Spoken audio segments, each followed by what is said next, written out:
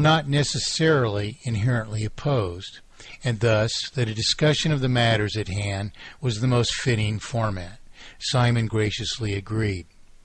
Before I began, as many of you know, I'm still recovering from a severe case of pneumonia, and so I apologize for the difficulties in speaking, which certainly will remain evident in the following recordings. We have so much to accomplish that, we simply have to do what we have to do. Please excuse me. Enjoy, and thanks again to Simon. Hey, Simon. How are you doing? Great. How about you? Good. Can you hear me loud and clear? I hear you perfectly, and it looks like my recorder's running here. I've been trying to figure out here for the last few minutes. I thought this was going to be a little easier. I'm getting more and more fascinated with the little interview that you've got in 2 files on your web pages. That Bill Stills asks you a few questions, and you more or less elaborate on your positions. In our discussion, you asserted that you were, indisposed toward a particular purported solution, monetary solution at this point. But in that interview with Bill Stills, there are a number of, I don't want to say assertions, but dispositions like to maintain a banking system as a market for lenders and borrowers to be brought together, for instance. And in going through this set of tapes, I've actually broke it down into, over 40 points so far, and I actually could go a lot deeper than that. But for the purpose of this interview, I thought, each one, the point that I might raise might be such a can of worms. It might be sort of difficult to deal with things that way. And what I was thinking about doing was playing each segment for you, that you could hear it and maybe respond to it. But we'd more or less end up going around in some rather deep and long, profound circles to return, to where we left with a question, to returning with an answer. Okay. So I'm sort of curious, how long ago was this interview? That was a fairly recent interview I did there. Uh-huh. Yeah. And I take it from some of the questions that Bill presents, he at least can be interpreted to be baiting you or suggesting that he already knows what your answer is and concurring with you in his question or something like that. We'd already spoken, we'd met the night before. Uh-huh. We'd had a general discussion about our views on monetary reform, mm-hmm. and then he just wanted to do some camera footage. Well, I'm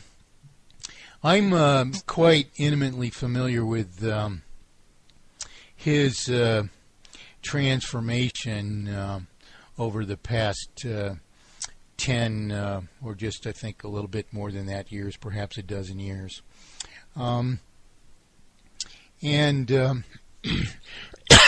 Excuse me, I'm going to have to cut some coughs out here. I'm getting better every day here, but occasionally I get a cough or two.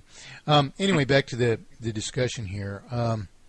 When he did the first Money Masters video. Many of the characters who were in the video, like G. Edward Griffin, for instance, were Austrian economists, and in truth, that video does nothing but replicate a history which I'd presented actually with quite a different purpose in mind, and that is that the consequences of given policies, such as Andrew Jackson's termination of the Second Bank of the United States, concur with my original 1968 thesis, which I first formally published in '79.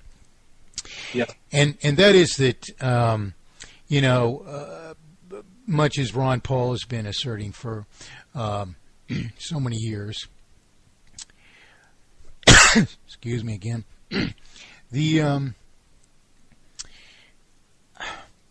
the destruction or dismantling or elimination of a central bank, leaving all the formerly subservient or peripheral banks, which generally interface with the populace, in place to create and or collect upon the debts which remain, leaves the very, very same ramifications to manifest as the nature of the currency.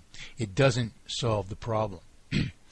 And, in the end of this discussion that you have with Bill Stills, although I could elaborate extensively on each of these 40 points that I've, jotted down. And actually, I've saved each segment of the recording. The thing is, in the end, you come full circle to the initial observation that we all need to make, in the only terms by which it can be understood, however. In other words, we can't just say that, we have to solve the root cause of our issues. We have to identify that root and prove whatever may or may not be a solution. Now, if that task is taken up by an individual analyst, however diligent their work may be, and their process of working, more or less, that person may or may not come up with an actual answer. But from the very beginning, my work was a proof of singular solution. That is, owing to a examination of every possible fork in the road, of the ramifications of the currency of a central banking system. This predicated three separate sets of or categoric faults of a potential economy, what I say we mistakenly call an economy, because it's not an economy at all, as you've actually attested in some of your points, where you've affirmed, for instance, that one of our problems is the sum of debt is greater than the circulation, in effect. Yeah. Now, from the very beginning, this is the basis of my thesis, and I'm not. I wouldn't expect you, as you say, you came into this 4 years ago. I wouldn't expect you then to understand very well at all. That would be 2006, 2007, somewhere in there. But my work was originally on the internet in an extremely comprehensive form, meant to convince of President Ronald Reagan, um, even during his candidacy, that he had no options but to establish mathematically perfected economy if he intended to accomplish the general objects that he declared. So I provided him actually with, he claimed he was going to balance the federal budget by decreasing federal tax rates 10% per year for 3 years. Yeah. He claimed that that was going to, he implied it would solve price inflation.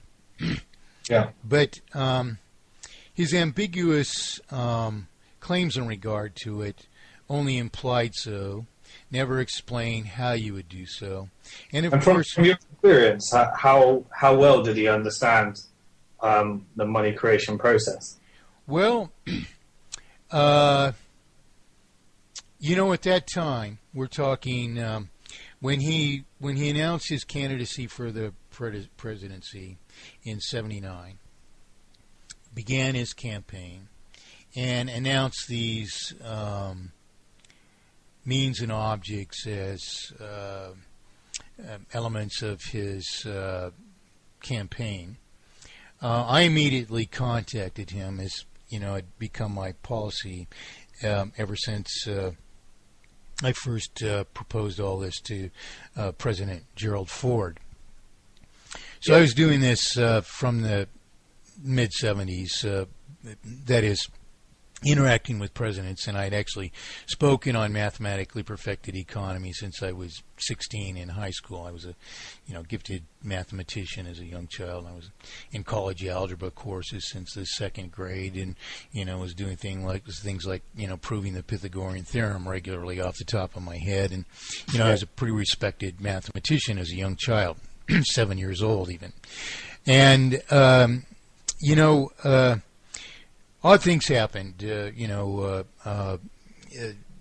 Ford, I sent all my propositions. I would call.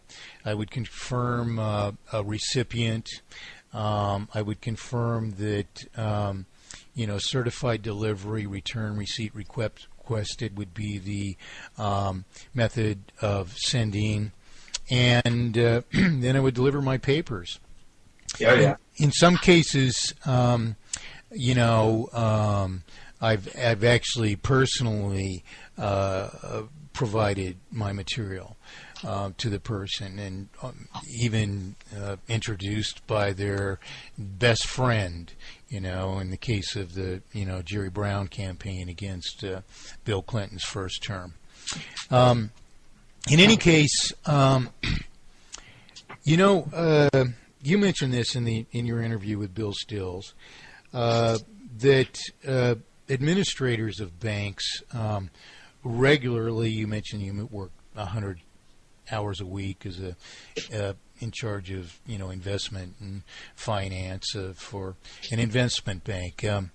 I actually find over the course of my life, and including back into the early 1970s, I'm a software engineer, and around, it was the early 80s actually, mid-80s maybe, coming to think of it.